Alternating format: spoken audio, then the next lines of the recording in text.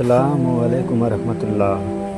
প্রিয় ভাই ও বোনেরা, আজকে এই ভিডিওতে আমরা একটি গুরুত্বপূর্ণ কথা আলোচনা করব। 5টি গুরুত্বপূর্ণ নসিহত। চলুন ভিডিওটি শুরু করা যাক। সদা তথ্য কথা বলা। রসুল সাল্লাল্লাহু সাল্লাম বলেছেন, সত্য কথা বলো যদিও তা তিতো হয়।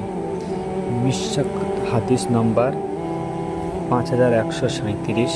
সত্যবাদী একজন মুসলমানের প্রধান গুণ। মিথ্যা শুধু দুনিয়ার ক্ষতি হয়, আখেরাত ও সর্বনাশ ডেকে আনে।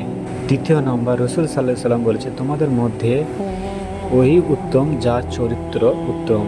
সহিহ বুখারী। ভালো ব্যবহার, মিষ্টি ভাষা ও নরম আচরণ একজন মুমিনের পরিচয়। তৃতীয় নম্বরে, নামাজ কায়েম করা। নামাজ ইসলামের খুঁটি। তিরমিজি। নবী সাল্লাল্লাহু আলাইহি সাল্লাম মৃত্যুর পূর্বে পর্যন্ত নামাজের কথা স্মরণ করেছিলেন। 5 ওয়াক্ত নামাজ একজন মুসলমানের জন্য ফরজ এবং তা জীবনে শান্তি উৎসাহ। 4 নম্বর, পবিত্রতা রাখা। পবিত্র ঈমানের অঙ্গ। মুসলিম হাদিস 223। শরীর, মন এবং পরিবেশ পবিত্র রাখা ইসলামের অত্যন্ত গুরুত্বপূর্ণ। 5 নম্বর, পরস্পরের প্রতি দয়া। তোমরা দয়া করো, আল্লাহ তোমাদের প্রতি দয়া করবে। তিরমিজি হাদিস। যে যত বেশি মানুষের উপকার করে, আল্লাহ তার প্রতি তত বেশি দয়া করে।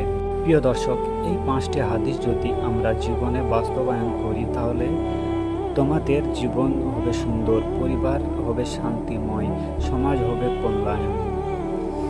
ভিডিওটি ভালো লাগলে লাইক, কমেন্ট ও শেয়ার করুন। ইসলামিক জ্ঞান পেতে সাবস্ক্রাইব করতে ভুলবেন না। আল্লাহ আমাদের সবাইকে হাদিস অনুযায়ী জীবন গঠন করার তৌফিক দান করুন। আসসালামু আলাইকুম রহমতুল্লাহ।